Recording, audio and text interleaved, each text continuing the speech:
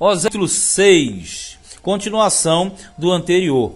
Diz assim: vinde e tornemos para o Senhor, porque ele despedaçou e nos sarará, fez a ferida e a ligará. Isso quer dizer, Deus levou para o cativeiro e Deus vai fazer voltar. Mas é necessário que o povo dele se volte e busque-o.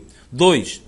Depois de 2 dias nos dará vida, ao terceiro dia nos ressuscitará e viveremos diante dele. Aqui é uma prefiguração das mais claras de Jesus. Fala a respeito da morte, descida ao inferno e ressurreição ao terceiro dia. E assim é comparado Israel. Morreu, foi para o sepulcro, no caso é o cativeiro, e depois vai ressuscitar. Então, só que aqui é uma prefiguração de Cristo, do plano dele, mas também fala de Israel que pereceu, que passa por uma disciplina, mas vai retornar a ser o povo de Deus. Agora olha o que fala no versículo 3, ó. Conheçamos e prossigamos em conhecer o Senhor, como a alva será a sua saída, e ele a nós virá como chuva serôdia que rega a terra. A grande análise aqui é a palavra conhecer. Conhecer e prosseguir em conhecer. Porque quando a pessoa fala conhecer, pensa o quê? Mas pera só, como é que pode isso? Conheçamos e prossigamos em conhecer o Senhor, mas eles não conheciam o Senhor? Claro que sim. O conhecer aqui é uma conotação, uma metáfora, uma palavra comparativa, uma símile, que na verdade apresenta conhecer e prosseguir em conhecer ao Senhor. Por quê? Veja, Israel era a esposa dele. Do Senhor. Aí Israel foi lançado no cativeiro, ok? No adultério. Só que por que ela foi lançada fora? Porque ela parou de conhecer o Senhor. Só que o conhecer de aprendizado é uma conotação humana. Aqui ele está tentando trazer um outro sentido. O conhecer seria o relacionamento entre ele com a esposa, que é Israel.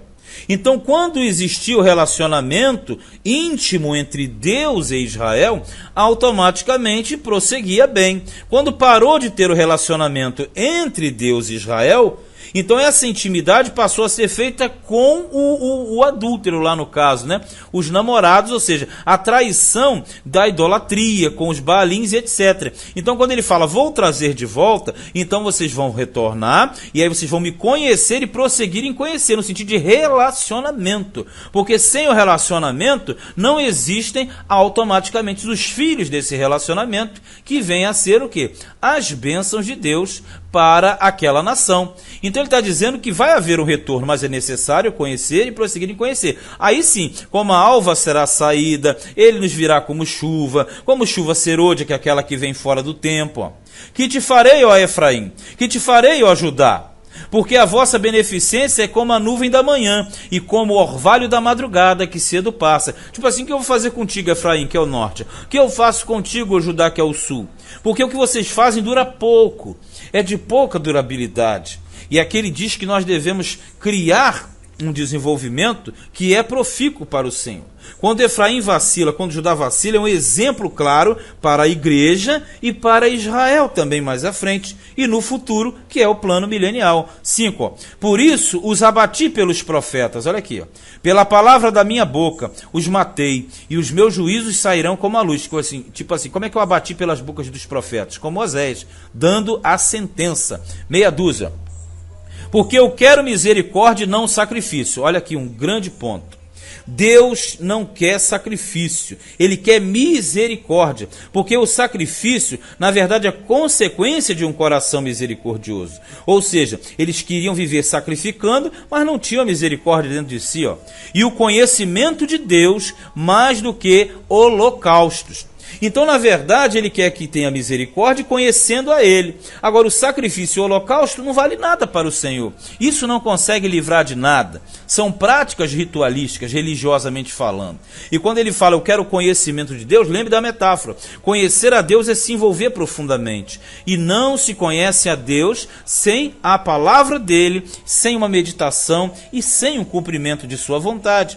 Versículo 7. Ó. Mas eles transpassaram o concerto, como Adão, tipo, erraram como Adão, que foi o primeiro, né? Eles se portaram aleivosamente contra mim. Gileade é a cidade dos que praticam a iniquidade. calcada de sangue. Olha só, Gileade é uma cidade muito importante, na Transjordânia. E Gileade era símbolo de lugar bom, agradável, né? Era uma região montanhosa na Transjordânia. Ali você fazia bálsamos, especiarias, perfumes. Então era uma área conhecida como muito positiva. Só que aqui quando ele fala que Gileade é a cidade dos que praticam a iniquidade, quer dizer, tem um cheiro por fora, tem uma aparência maravilhosa, mas está corrupta por dentro. Fala assim, calcada de sangue, de injustiça, de coisas que são contra a vontade do Senhor. Então aqui ele passa esse sentido para que houvesse uma comoção, uma mudança, um ardor. Olha no 9, ó.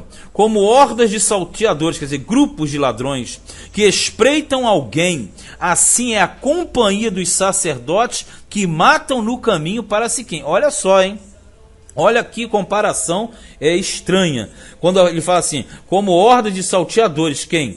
A nação, os reis, sacerdotes, aqueles que eram, na verdade, a cúpula para administrar o povo de Deus, ó, que espreitam alguém. Ó. Assim a companhia dos sacerdotes que matam no caminho para Siquém. Veja, aqui ele cita Siquém, que é outra cidade muito importante na época patriarcal, centro de culto, lugar muito importante. Siquém ficava entre Ebal e Gerizim, lembra?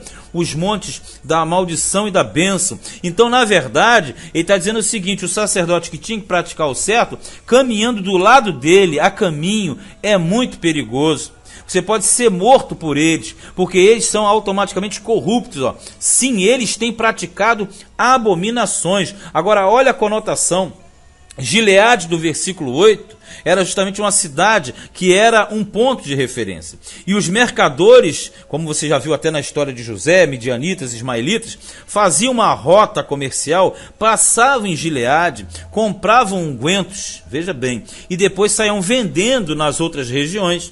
Então o paralelo aqui está em Gileade. Gileade tem uma divisão, porque você tinha Ramote de Gileade, né, que era um lado, e Jabes de Gileade, que era outro lado. Então, na verdade, Gileade era formado por duas pontas importantes, Jabes de Gileade, Ramote de Gileade, e ali você tinha uma administração. Aí o mercador passava, comprava e saía vendendo. Ele diz que o sacerdote, que era para trazer o bálsamo, que era para trazer o remédio, esse sacerdote, no caso, ele está trazendo a maldição, ele está matando, está sendo corrupto.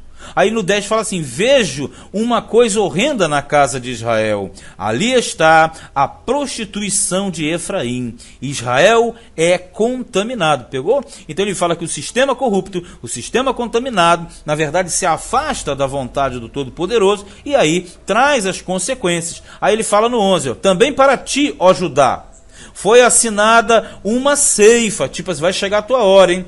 Quando eu remover o cativeiro do meu povo. Olha o que ele está dizendo aqui.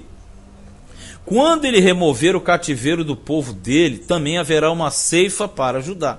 Por que ele trata em cima disso aqui? Porque o reino de Judá era aquele irmão que estava vendo o outro apanhar. Ele estava vendo o outro apanhar. Então, automaticamente, ele vendo ele apanhar, ele ia fazer o quê? Ele tinha que tomar uma tenência, mas isso não aconteceu. Então, essa questão do lado da preservação do sul é temporário, porque o sul vai ser preservado durante um período, mas logo mais à frente, automaticamente também seria sentenciado pelo Senhor. Por isso que você percebe que nesse capítulo 6, ele fala para o norte, que era o foco mais pesado, mas também ele trata no sentido do sul. E você vê que ele cita aqui Adão no versículo de número 7, ó. Mas eles transpassaram o conceito como Adão. Aí já te dá aquele sentido de pecado no âmbito universal, não somente fechado ali. E tem mais, essa palavra que ele fala, Judá, foi assinalada uma ceifa para ti, né? Quando remover o cativeiro do meu povo. Então, na verdade, quando ele chegar ao plano final, também chegará o momento da disciplina para o sul. Isso funciona para aquela época, como para o futuro também. Este foi Oséias, profeta Oséias, capítulo de número 6.